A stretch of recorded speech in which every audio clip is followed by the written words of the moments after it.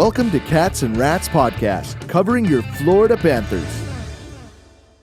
Hey everyone, this is your host Kirby Lupo alongside my co-hosts Cody Stevens and Nick Levine, and this is our first ever episode of the Cats and Rats Podcast. And just glad for everyone here to join us along this journey. People that have heard my voice before, you may be new to me, you may be new to Cody and Nick. We appreciate you being along for this ride. Before we get started here, I'd just like to say, first off, thank you to the FLA Cats community. That's a community that I've been with for the last couple of years, my partners over there, as well as with the Hockey Podcast Network.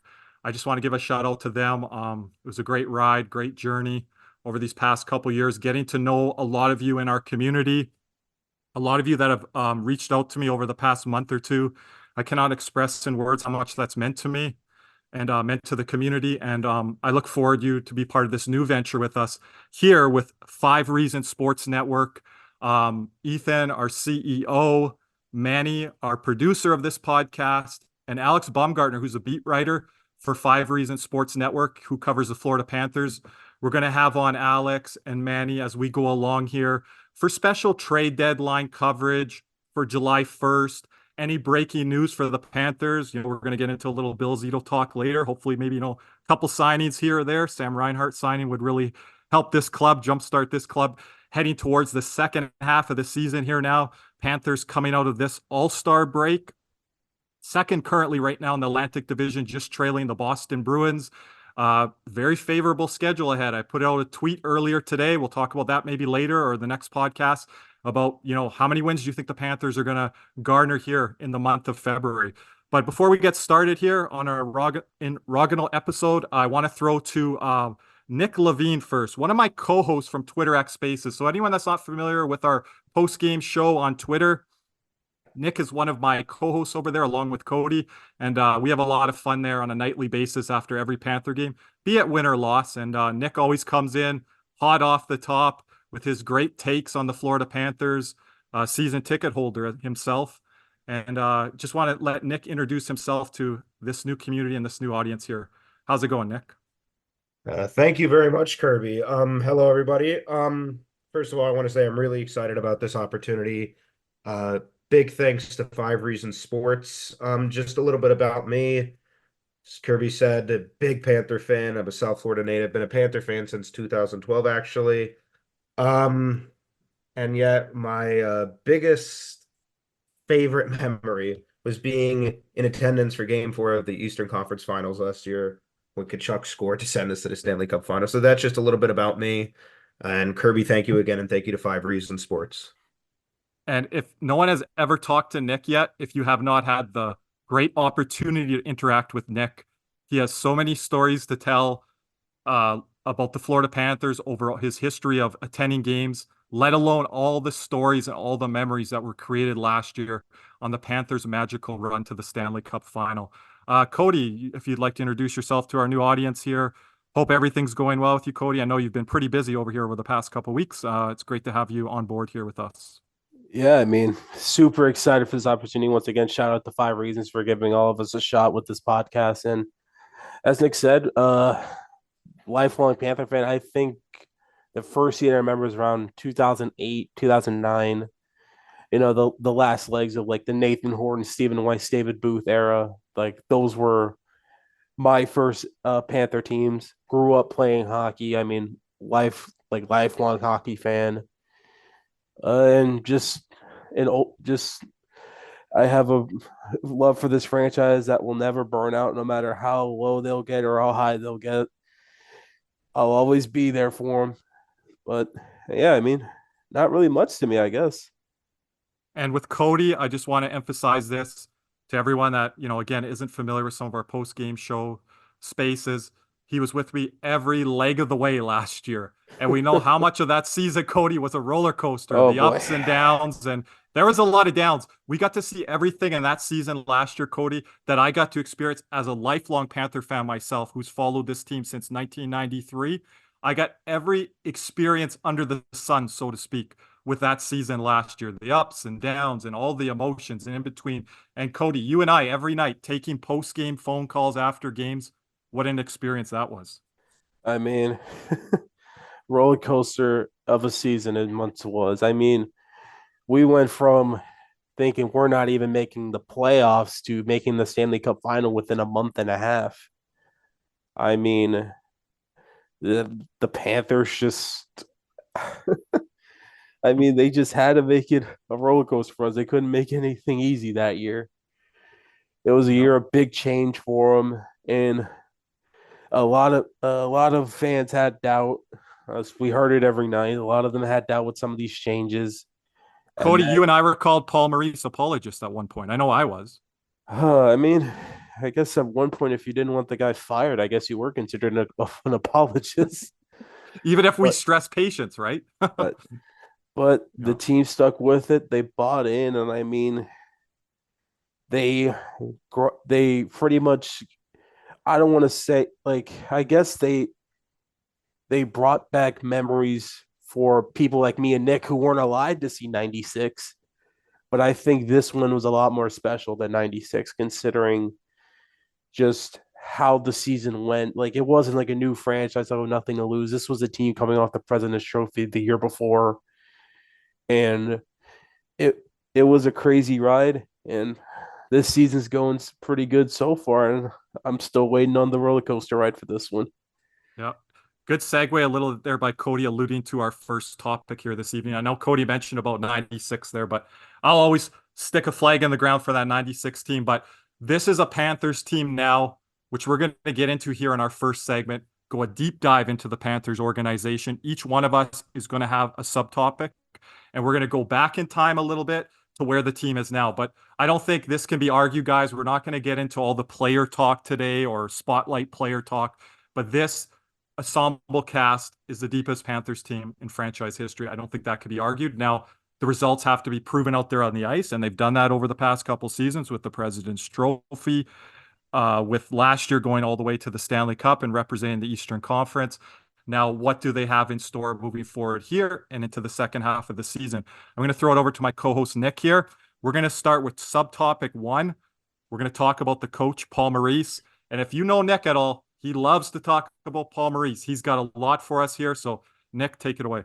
Thank you very much, Kirby.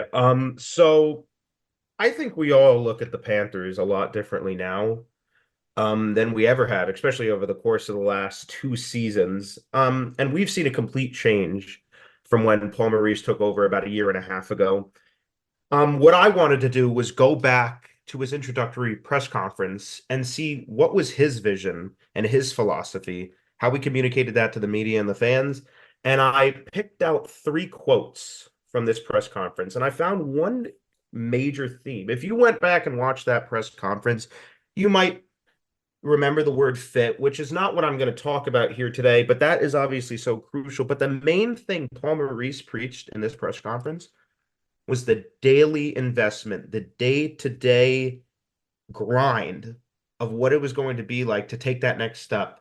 And the first point I'm going to talk about here right now is he was talking about taking the next level, the next phase. So he was posed a question, and he had mentioned about how Tampa Bay Lightning, the Pittsburgh Penguins, and the 90s Detroit Red Wings, all very successful teams and winning teams, had gone through different phases. They had gone through the phase of rebuilding, amassing talent, right? But then there was that phase of not just amassing talent and being good, but taking that next step, learning how to face adversity. And I'm going to quote Paul Maurice here.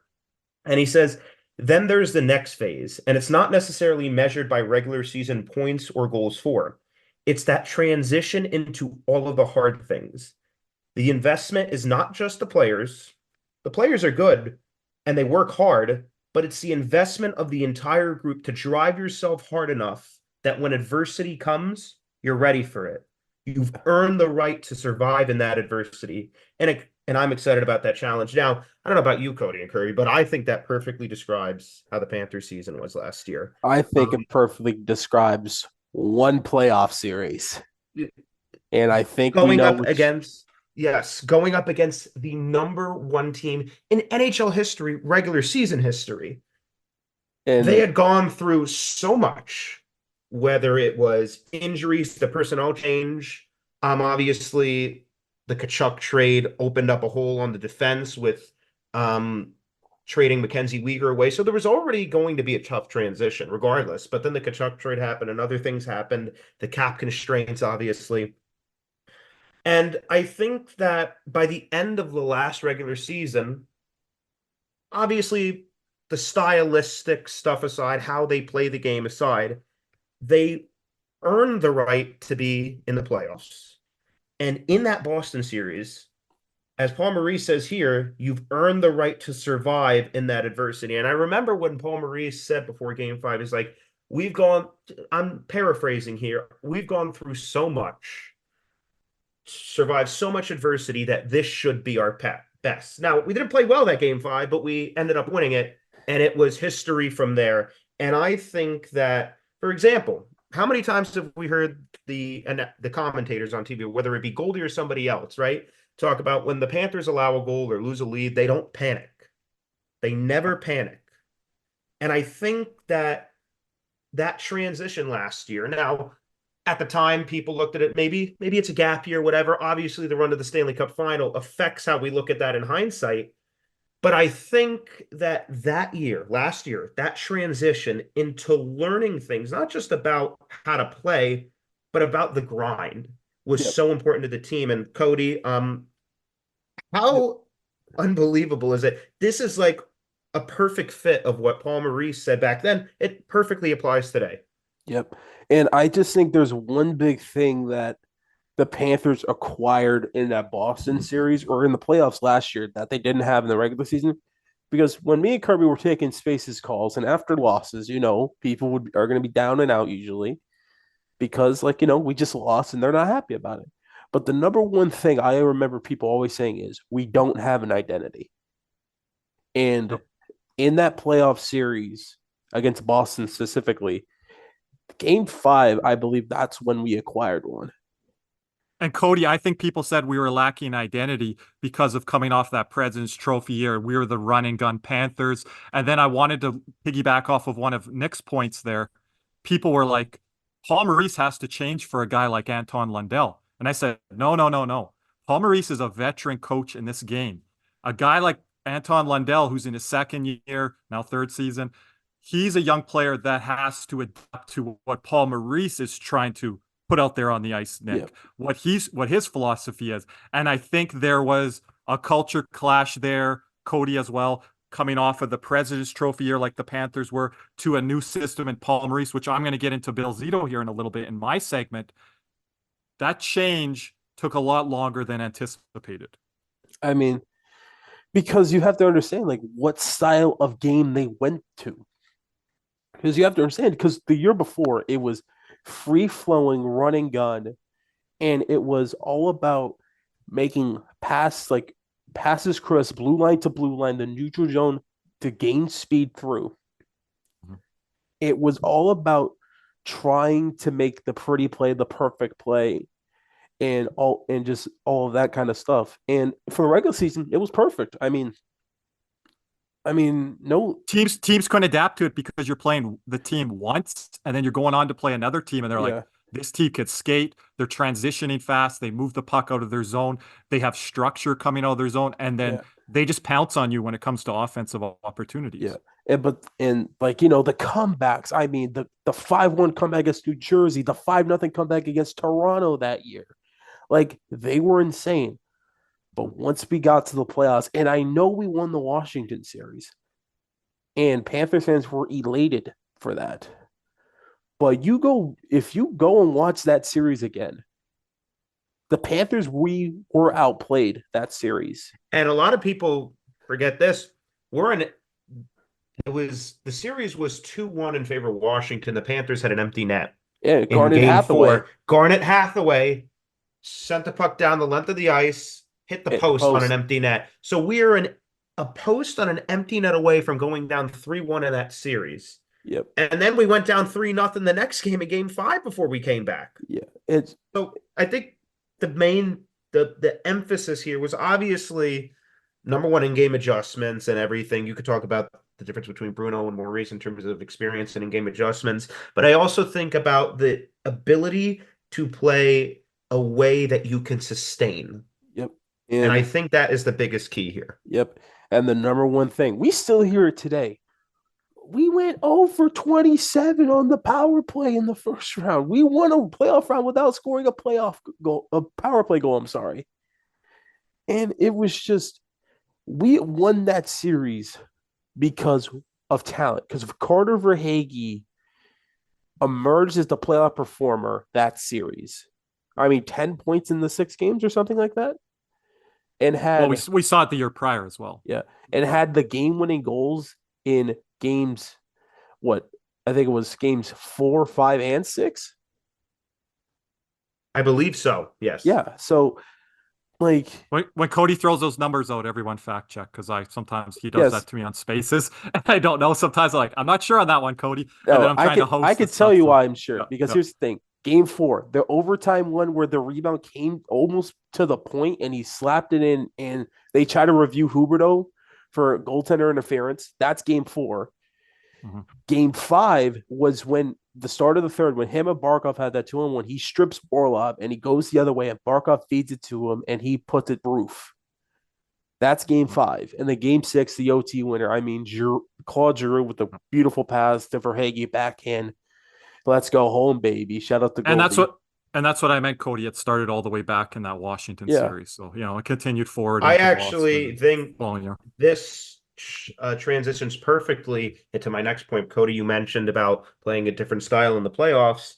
When Paul Maurice was talking about in this press conference about what is it going to take the Panthers to the next level, in other words, translating success to the playoffs, this is what he had to say, quote, "The playoff game changes completely.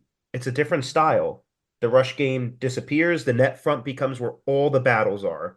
So we have to add that to our game. So when we get to that, we have experience with it. And then the last is just investment. Something that has to happen every day. That drive has to happen every day. And you take a small slice of it every single day till you get to the point that you have enough in your bank and your memory bag that becomes automatic." Now, I don't know how many times you heard the word every single day, every day in that, but it really goes to the main point, daily investment, how Paul Maurice was working about day by day. You can't I remember last year on Spaces, myself included, we were looking ahead to this, that, the other thing, everything else. Day by day is what he preached in this press conference. And when you see here, I'll say it again. So we have to add that to our game. So when we get to that, we have experience with it. We spent the year. There's a reason it's called playoff hockey. We spent the year learning that way and playing that way.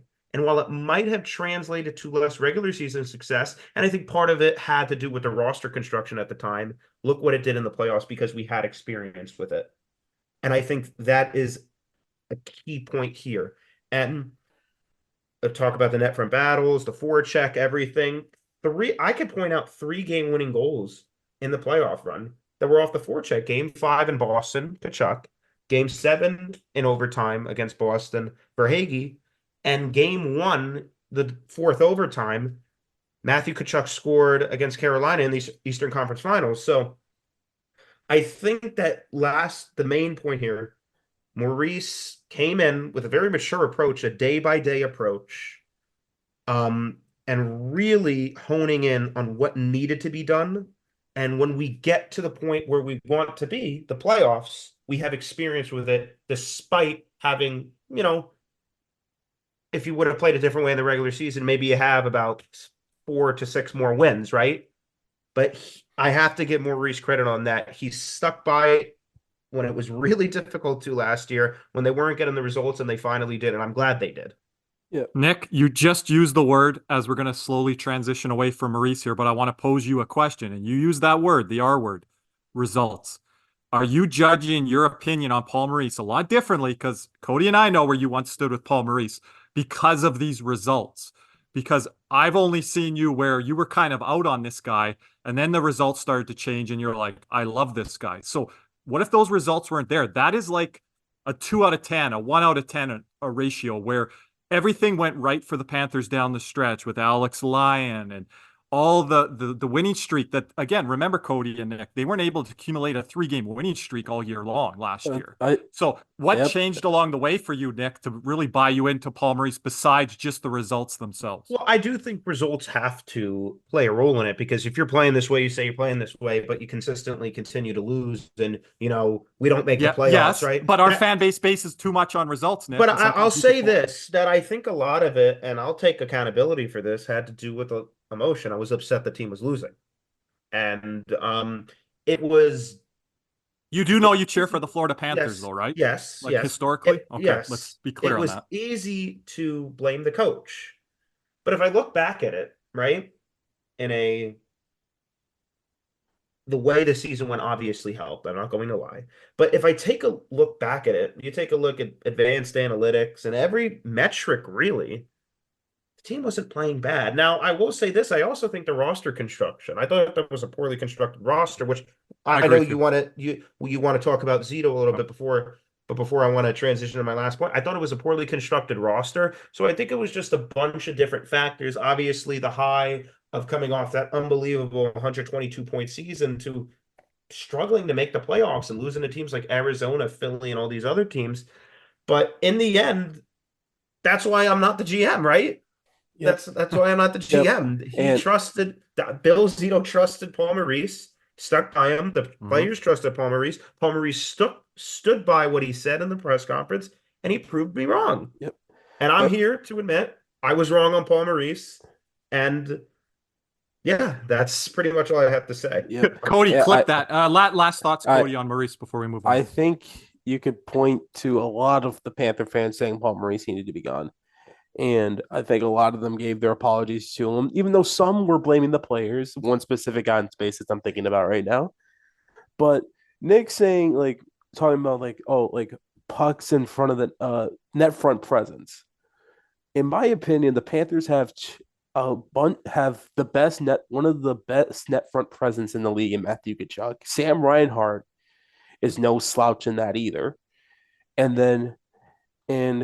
It's funny, they were acquired by the same guy. And Kirby, I think we should segue into that man and what job he has done in recreating this team.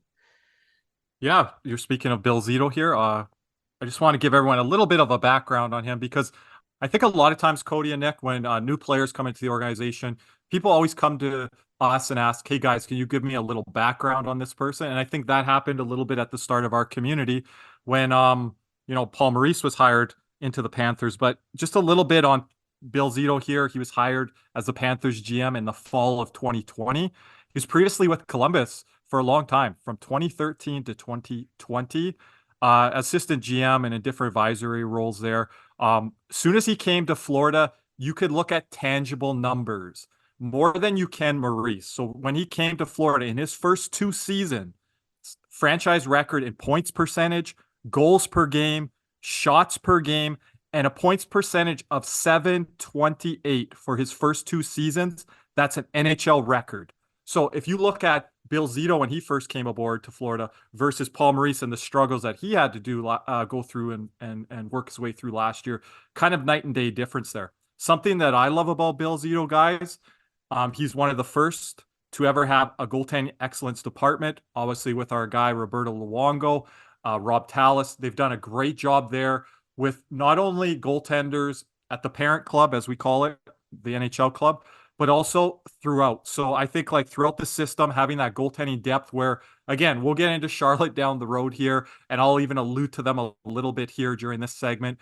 But, there's been some struggles there, and with guys progressing, especially at the forward positions and defensive positions, that goaltending excellent department, I think they're doing a great job there. You could go back to the Sam Reinhart trade with Devin Levi, the things that we hope that's going to be the case with Spencer Knight, them sticking by Bobrovsky through, some rough sales, everything along the way from top down. I think that goaltending department, they have things under grasp there. And I think they're going to continue to draft goaltenders, guys, every draft or every other draft. And I think other teams are trying to steal that blueprint, utilize that blueprint. But at times that could be very difficult, because just because some team can do something like how the Panthers play, that very physical forechecking style that Nick likes to talk about a lot, I think teams that are going to try to copy this goaltending excellence department, they'll try, but I don't know if they're going to do it as well as the Some Panthers. already have.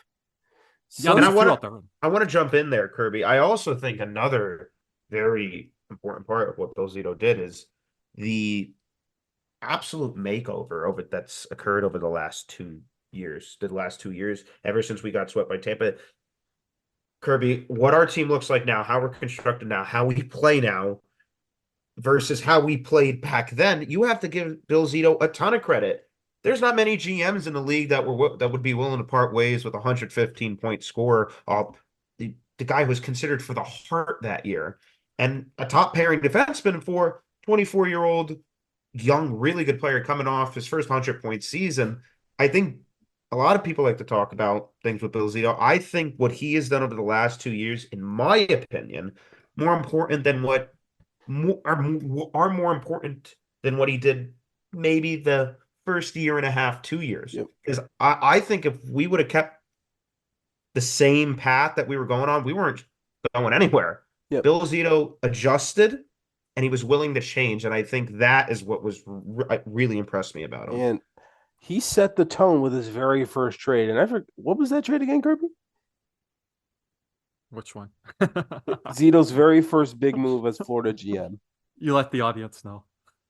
The very first trade that Zito made that really shook, I think, well, Panther fans loved this trade when it happened, but it was Mike Matheson and Colton Sevier to the Pittsburgh Penguins in exchange for Patrick Hornquist. Yeah, Hornquist threw his Pittsburgh Penguins bag out on the front lawn. He wasn't too happy at the time, but he changed his outlook on that after. Yeah, I mean, he became, in my opinion, one of the more important catalysts for this culture change for Florida, because he was a guy that came from cup-winning pedigree, and he was a guy that the Panthers did not have. A gritty net front guy who's good with tipping and is hard-nosed and is not afraid to say something to the leaders. If he wasn't afraid to say something to Barkov or Huberto at the time, or Ekblad or some guys like that. He wasn't afraid of stuff like that. And that was a guy Florida did not have. Yep. And I think, like, going through all of these moves that Bill Zito's done, I think is just impressive. And we've talked about it so many times before, acquiring players like Brandon Montour and Sam Bennett. You also have the waiver wire addition of Gustav Forsling. The signing that you just mentioned, and we've alluded to all the podcasts long here, the unheralded Carter Verhaeghe out of Tampa Bay. As I just mentioned, the trade with Sam Reinhart. So just savvy trades, savvy hirings, signings, savvy extensions, which I'm going to get into here in a little bit of what's ahead for Zito. But those are kind of the positives, guys. And I like his background of, he's got a vast background. He started out as a bat boy. He did a little bit of broadcasting. He's got a law degree there.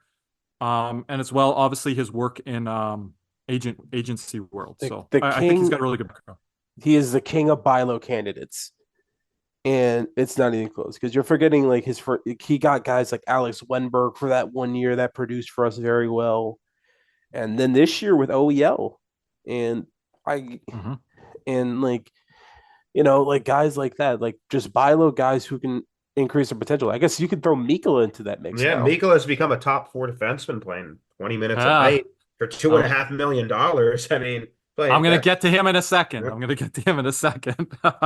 Yeah. But like, guys, we're going to segue into something else here in a second.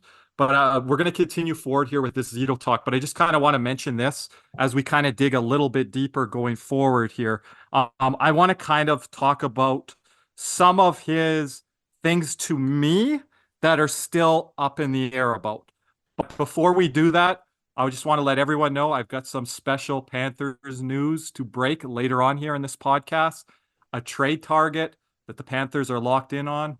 I've just been given this information over the past weekend here, so I'm going to be very excited to share this information with all of you, as we've done in the past with different breaking news things and things that I've done in the past with my previous podcasts and community. So I love that I'm able to bring you guys some breaking news and some things that you're just not seeing out there within the Panthers media, be it on social media, be it on Instagram, Twitter, or, even reported live on air, that type of thing. So I love being able to bring you guys that information. That'll be a little bit later.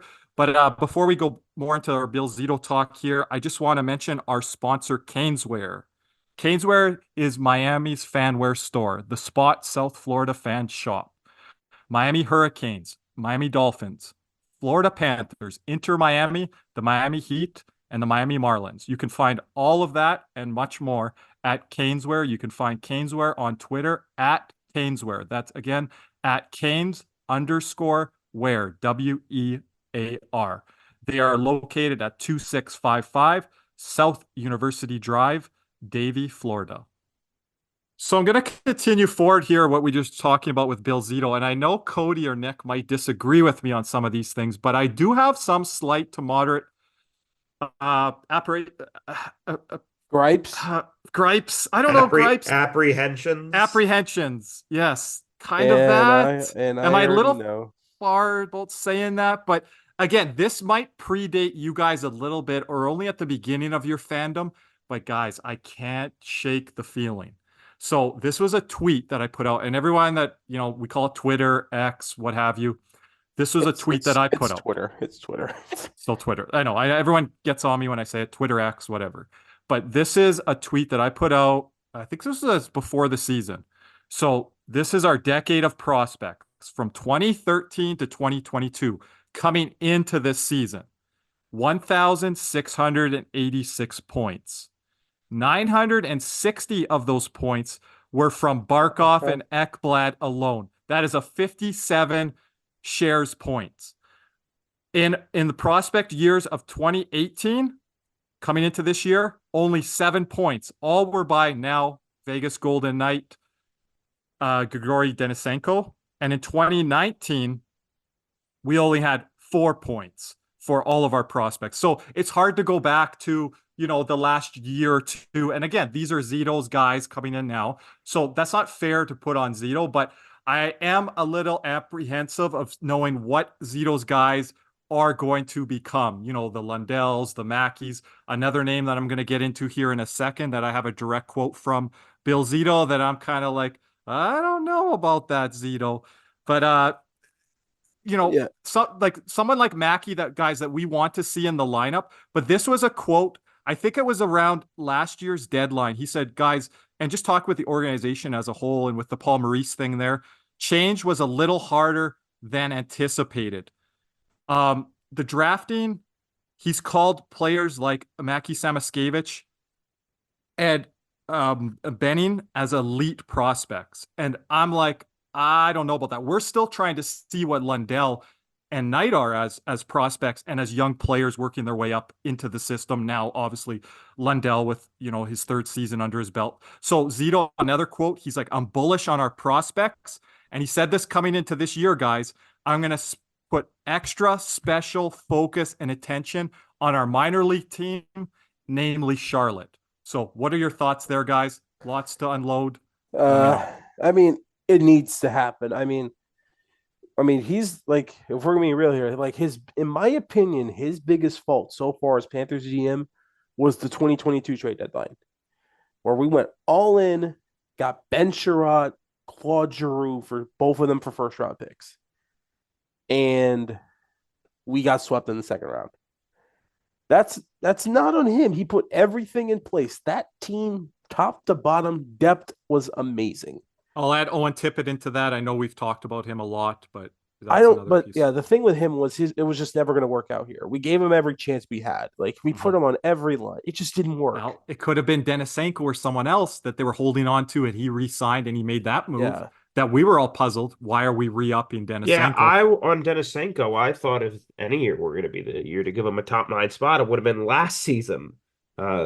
Especially with the lack of depth we had last year. I agree with that. It's just Grigory just stunted. I don't know what happened with that, but like and we know that goes back to talent, but Zito did make that extension and that signing. Yeah. So he has made moves where it has been a head And he referred to, like you said, Kirby, these prospects as blue chip guys, in other words, elite.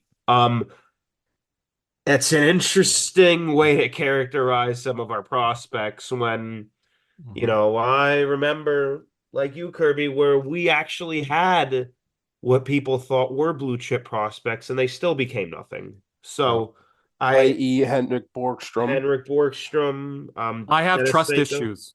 You know? Denisenko at one point was ranked I mean, higher on the yeah, because prospect he list. was captain of Team Russia at the World Juniors, and Wasn't he that's ranked high? He was ranked like the second best NHL affiliated prospect at one point.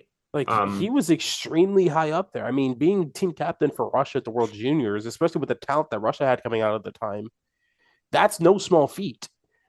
So it's not like at the time they were like we just have trouble developing them because they're big guys. Because Owen Tippett was a goal scoring machine for the Mississauga Steelheads, and then brought that over to the World Juniors where he almost damn dominated. Yeah, it was a man amongst boys with Tippett in the World Juniors, which Like- I was like, we're onto something here. And like he has to focus on Charlotte because right now Spencer Knight's down there, and I know people are going to look at his base and be like, "Oh, that's not good." Right now, the Charlotte Checkers are a train wreck. And doesn't that fall on Bill Zito? He inherited some of these prospects that we just mentioned about, the Tippets, Denisenko's, Borgstrom, some of these guys from past regimen that kind of melded over into his regimen. But again, we're looking at Charlotte this year. What are we seeing up there? Like Sam Escavage has had a good year down there. Justin Sordov's had a really good year down there. I think those are our best two forward prospects that you could see in the NHL next year. And Sordov and Sam Escavage just needs work to like build up muscle in the offseason because he really got muscled off some pucks when he was up there. But the skill and the speed, you see it's there.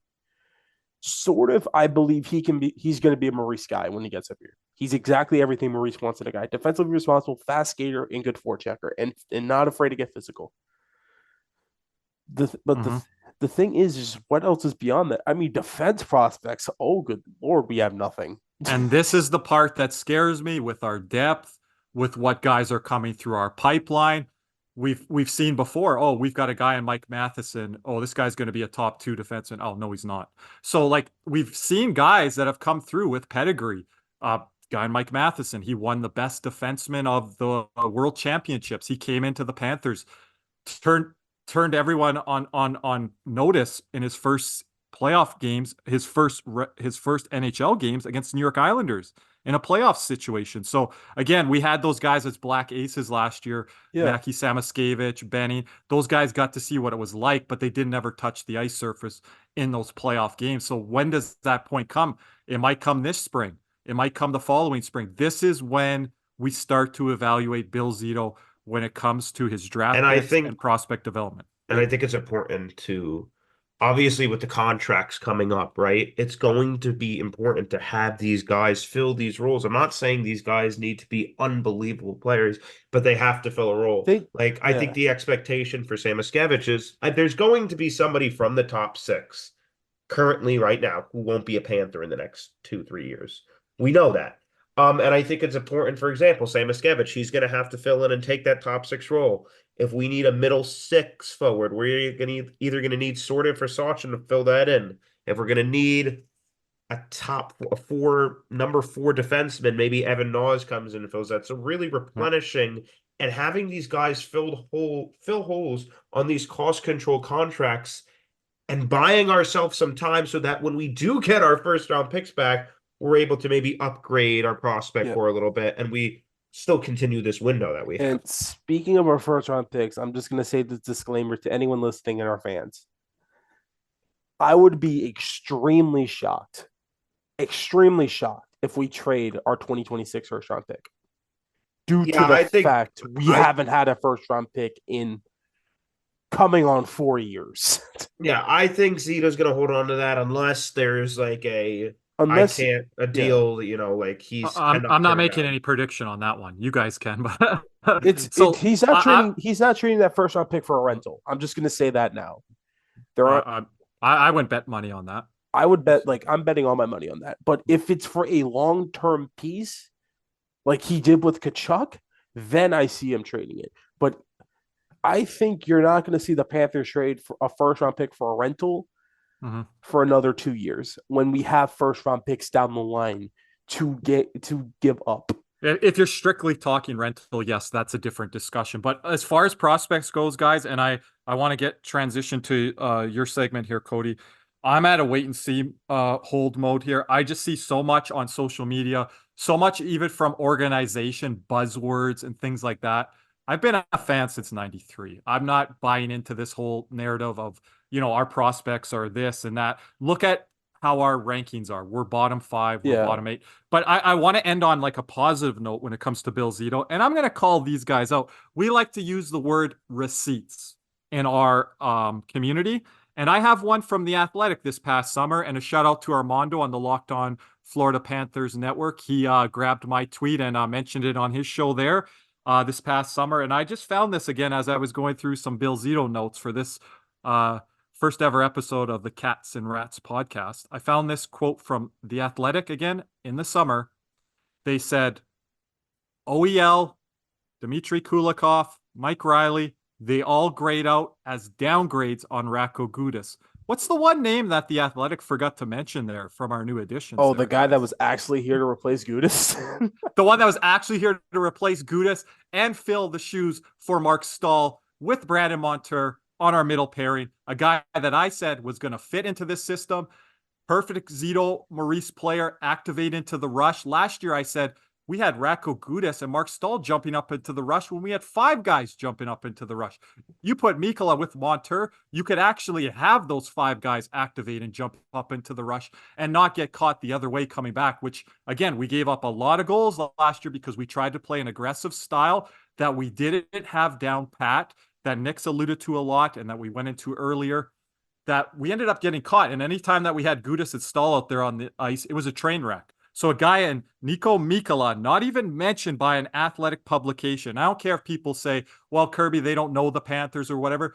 Then don't pretend like you know us if you're going to make a statement like that. And you don't include a guy that Zito signs on a mid to long-term 3-4 year contract deal that he's like, we believe in this type of guy. And then they also mentioned about Erod, who was signed to a similar extension type deal that Mikkola was. He's a slight downgrade on Duclair. And I absolutely disagreed with that in the summertime. So Duclair did a lot for this team, but in overall fit, Rodriguez was an instant upgrade. Mm-hmm. And I mean, Duclair was going to command a raise because he was coming to the end of his deal if he stayed with Florida, and it just wasn't going to happen. And we go out and get a more complete player for the same rate, and they're going to call that a downgrade?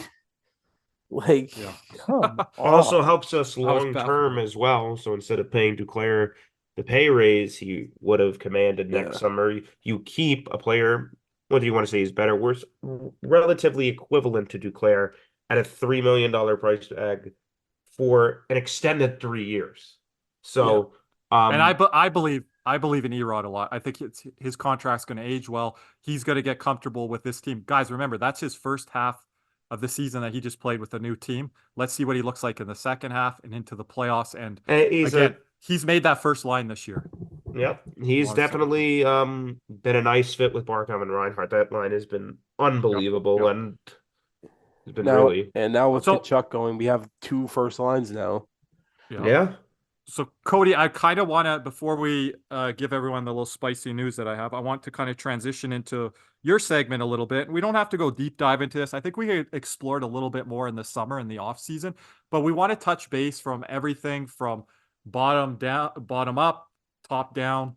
You're going to tell us a little bit about the ownership group, Doug Sifu, Vinny Viola. I mean, shout out to the Violas. They listen to a lot of our post-game spaces during the playoffs there. I don't think they were listening to our hockey takes as much, guys. More about maybe market research and fan research. But we saw Viola's in there, and I appreciate the organization listening to our post-game spaces. Very humbling, Yep. And it kind of makes you realize like who's listening to us actually now. But the number one thing, like with ownership, you see around the league now, like across the sports world, you need good ownership in order to be a good franchise.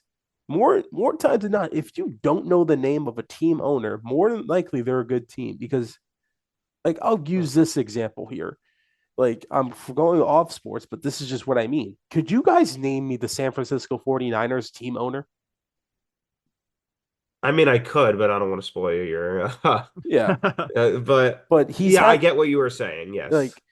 like he's had a similar path like to Viola. Like Viola bought the team. Like I should have started from the beginning, to be honest. Like I call him the godfather of South Florida sports, Wayne Huizenga, because he brought not only the Panthers, he also had a huge hand in the Marlins. Was Yep. part owner of the Dolphins for a little bit. Blockbuster, Waste Management. He had all these Yep. businesses outside of the sport world. There are no you cannot mention South Florida sports without mentioning the man himself, Wayne Huizenga. And he started it, and the team had success under him. I mean, the 96 Cup final Early run, success. and then towards the end, they had a couple divisional titles. The Panthers were a competitive team. The first year, Cody, I think they missed the playoffs by 1 or 2 points. Yeah, so they were competitive for a little bit. Like you guys think what Vegas was at the start. The Panthers were the same thing, but it changed from there. It changed.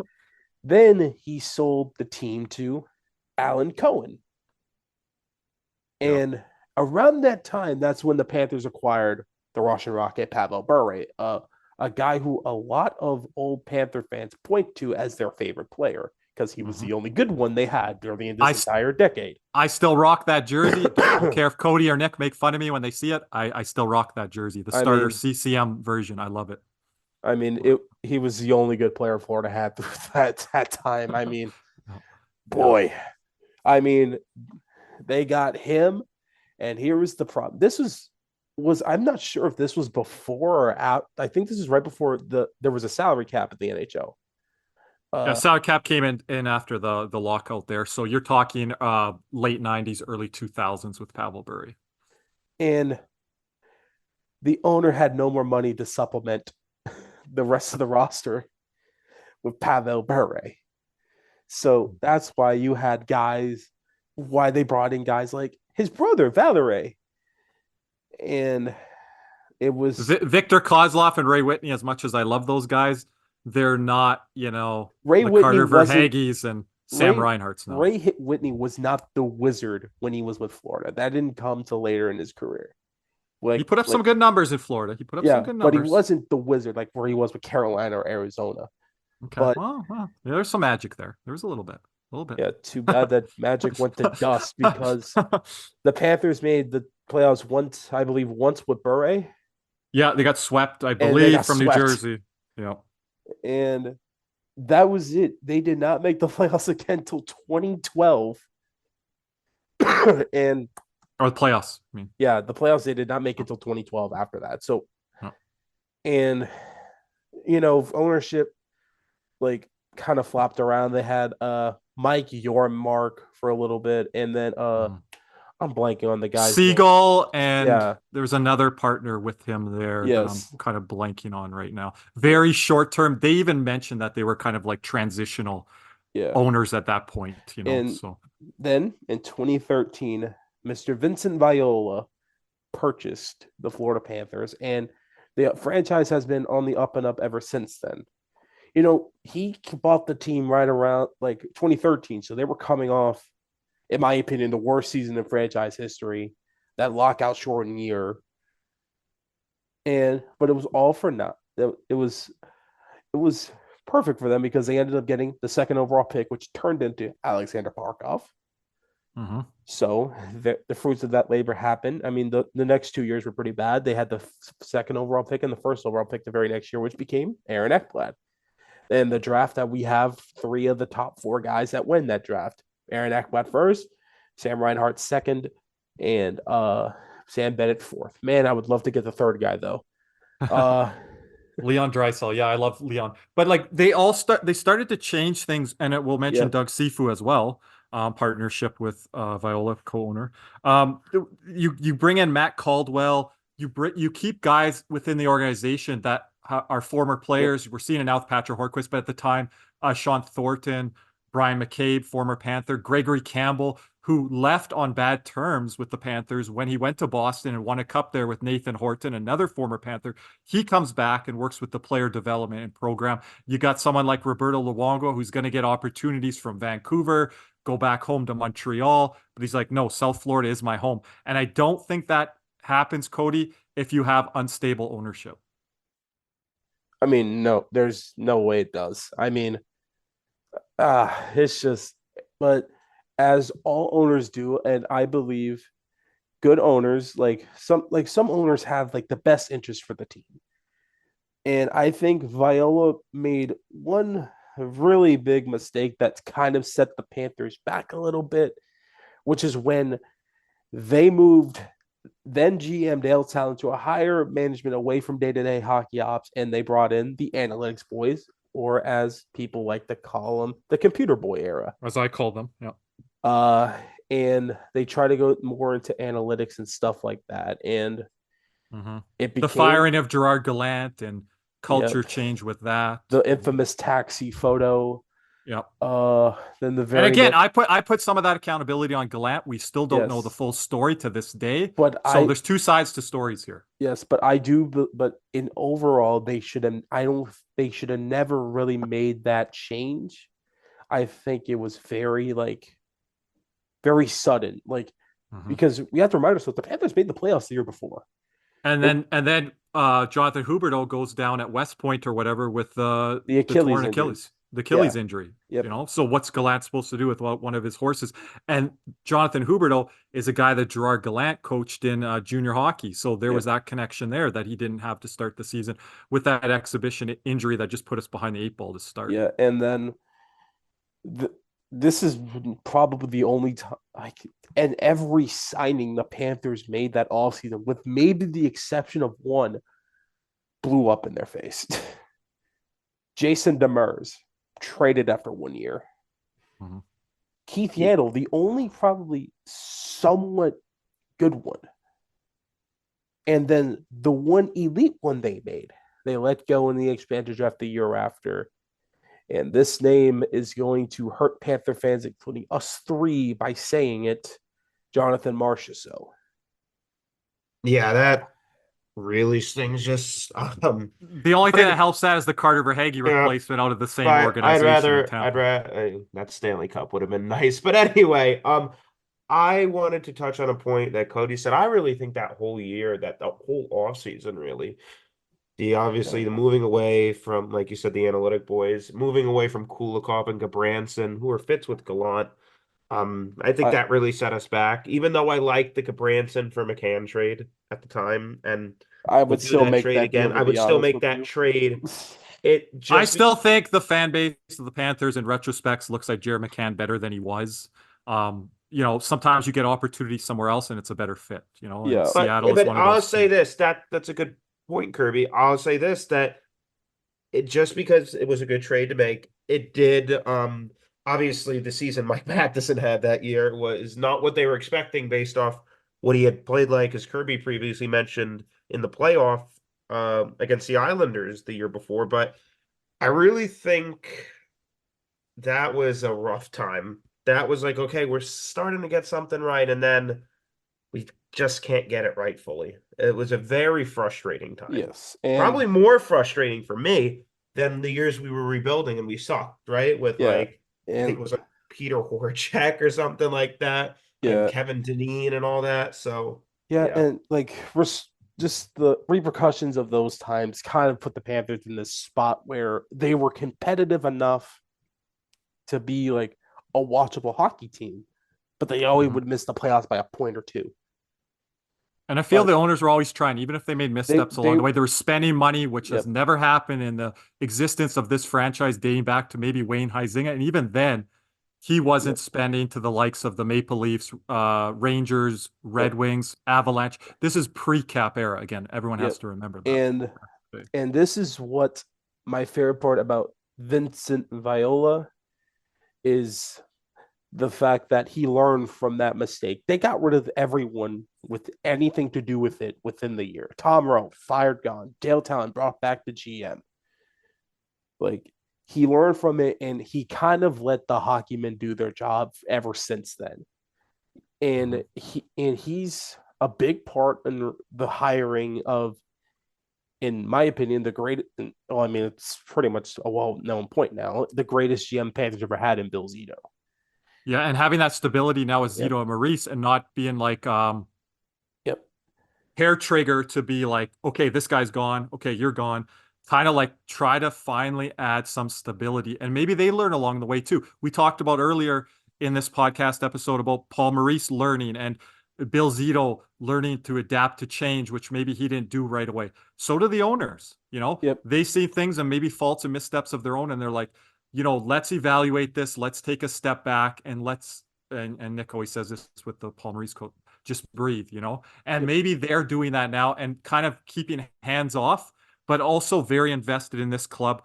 And it speaks from their dollars and the messages and the moves that this organization is making. Those big moves got to go through ownership. And again, that's going to be interesting to see here, Cody and Nick, Yep. what happens with these As contract I extensions. mentioned earlier when we talked about Zito, the willingness to change is the biggest reason. Yep. They were willing to change, they were willing to adapt.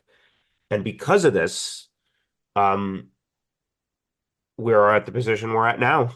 And it's a very, very good place to be if you're a Panther fan. And I mean, we didn't even talk about, like, when we talk about Zito, like, the ballsiest move, in my opinion, in South Florida sports history to make that deal for Matthew Tkachuk. Yeah, it was, that takes a lot of cojones. Yeah. That was just, I couldn't have even imagined when that trade was made. How I knew we were getting a good player, but well, again, considering the whole Sky prospect was of- falling that night on Spaces because we Yeah. hosted a special Spaces. Shout out to my girl Lex, was my co-host that night, and Cody, you were in early on that night's calls, and a lot of your things rang true on that trade. You, Lex, and I, Cody, were on board with the whole Matthew Tkachuk thing, and fans were in their emotions and feelings and how much we gave up. And still, we need to find those replacements on the back end, a guy like Mackenzie Weegar, which I don't think we Yeah, found. I think Huberto obviously great, but like we still haven't replaced Mackenzie Weegar fully. I think we've I think this year more than last year we've begun to replace them, obviously, with the way certain players have played, Gustav Forsling. But I think again, just a very exciting time for Panther fans all around. And anything, Cody, looking to kind of forward. wrap on Yeah. the ownership there? Just like a full, like, man, just from an ownership standpoint, we've come a long way. I mean, a guy who's willing to spend to the cap. I mean, just as, like, we've recovered, like, the Panthers, like, this entire timeline. I mean, no more are the days of buy one get one tickets. Yep. I mean, remember those, even living. I north of the remember border. when they were promoting the signing of Scott Gomez, and the things were going in the right direction. And to get your season tickets now, Yep. I saw I mean- that a couple weeks ago. I mean, don't Fans forget. read between the lines on that stuff when you Yeah, get pitched, but- And I saw a tweet a couple weeks ago that showed a screenshot from Facebook from when we signed Scott Gomez of that. So times have certainly changed. I mean, the Panthers were once known as the retirement home in the NHL. Scott Gomez, Alex Kovalev, Jovanovski, those guys. But now it's different. Superstars of high caliber want to come to Florida. Matthew Tkachuk being one of them. Hell, Alex DeBrincat being wanting on his 5-team list. Florida being on it. That's no little feat to have superstars or high-level elite players want to come here. And it starts from the top, and they've done an amazing job. That's what I was just going to say, Cody. It starts from the top down, and when ownership buys in, everyone else around it buys in. So yeah, I hope everyone enjoyed this kind of first segment first episode, I should say, as we're kind of wrapping here on this first ever Cats and Rats episode here. But I do have some news to share with everyone before we go tonight. And I just, again, want to give a shout out to 5 Reasons Sports Network and having us on here. It's just going to be a great journey ahead. And I hope everyone appreciates this. And this is going to be a podcast that is fan driven, community driven. There's a lot more to come. We just had a recent contest with Caneswear. We'll have another one coming up here in the future and with future sponsors as well. A lot of things ahead. We're going to be going on multi-use platforms moving forward here. So there's a lot of good things ahead in store and in line for audience here. And we appreciate you guys and gals as a community with us here and sticking with us. So I'm going to break some news to everyone here. The word's going to get out as we go along here. during this trade deadline. But I checked with two of my sources, one over a phone call as well. Per Panthers source, the Panthers are definitely trying to pry Adam Henrique away from the Anaheim Ducks. These talks have been ongoing since before the season started and have intensified since December. So again, Adam Henrique, he's one of those trade bait players out there on the market right now. And again, the connection with Florida is Brandon Montour, Florida Panthers defenseman, and Adam Henrique are very close friends. They work at Charity Foundation and organization as well. So there could be a little tie in there. And that could definitely be a trade target for the Panthers. What are your thoughts, Cody and Nick? Well, there's a little bit of a different connection of the Florida Panthers if you've been a fan long enough. Oh boy. I mean, I try Yeah, to forget about that. But I mean, but one moving who- on to better times here. Yeah, I think it'd be a really nice fit. A guy that can play both center and the wing. He's got like I think 33 points in 49 games this year. I remember looking at his statistics and be like, oh, he's having a really good year. I think it'd be obviously a nice veteran presence. It would just complete the top nine so much, and versatile guy. You can move up and down the lineup, so you're not stuck with, Henrique on the third line. He can move up the lineup. If there's an injury, he can move to the middle. It would really, I think it'd be a really smart pickup by the Panthers. Has a high cap hit. I think it's over $5 million. I'm not sure exact. they're going to have to 5.5. retain. They're going to have 5.8. to retain. They're going to have to retain, or maybe a third team is going to have to come in and broker the deal, retain some of his money. But I think pure as a player and it would be an excellent fit. And I think just complete the top nine, and hopefully we're able to get it done. Yep. $5.8 million cap hit. And the thing with Henrique, and this is Zito's MO, he loves players that are versatile. I mean, there are only, when we are healthy, and I am not including Jonah Gadjevich into this, there are only two players in the entire lineup that had not played an NHL game at center. And that is Matthew Tkachuk and Ryan Lomberg. Everyone else in the forward lineup has played a game at center. And Henry kind of brings that. Like I said, to me, top nine forward is the biggest concern for me right now, because the last couple games we've seen what Lundell and Luciani can do when they have, someone of skill on their line, not Nick Cousins, Ryan Lomberg, or Will Lockwood. You can't have guys playing up the lineup. Obviously, Nick Cousins did it last year, but again, that even ran out. That had a shelf life. So we're going to have to shore up the top nine forward position. If we do that, I look at this team and be like, I am really comfortable with this team, especially with a player of the caliber. I don't know how we would swing that deal, because I believe Henrique would have to fetch a first, but I'm not surprised that they're not interested. And again, the Panthers are in on this. Other teams may be in on him as well. But again, I scoured everywhere. I don't think that news has been out there. I haven't heard. Florida has not Not been even just with Henrique, with anybody. Not even with Nick Seeler. No, that's gentlemen. That's why I'm here, and that's why we're here, because we're going to be getting these news again. We're gonna wrap here soon, but I've talked about Patrick Kane, the interest of the Panthers dating back 2 summers ago. You can go check my tweets on that. The Eric Stahl promo ad that were being splashed out there, and I was told, Kirby, they're signing Eric Stahl. He's not just on for a PTO. Mike Riley, they had interest in him well before they signed him. We know how that kind of all ended. But, so many different things that have happened over time here. I know Lex was one that broke news over in Russia there when Maxim Mammon wasn't coming back to the Panthers, and a lot of the beat reporters and media didn't have that. And so again, we're always here trying to break things, letting people know when we hear stuff. And again, even things like the sound system last year, I broke on my podcast at the time. So things like that, we're trying to inform the audience. They keep everything so tight-lipped, but if we do get any information, source stuff, I make sure to double check, fact checked it. But yeah, that's something that Panthers are in on right now. So we'll see where it goes. Just remember, there's a difference between interest and trading for. They have interest in everyone. Bill Zito's a due diligence GM. He'll check in on everything. Yep.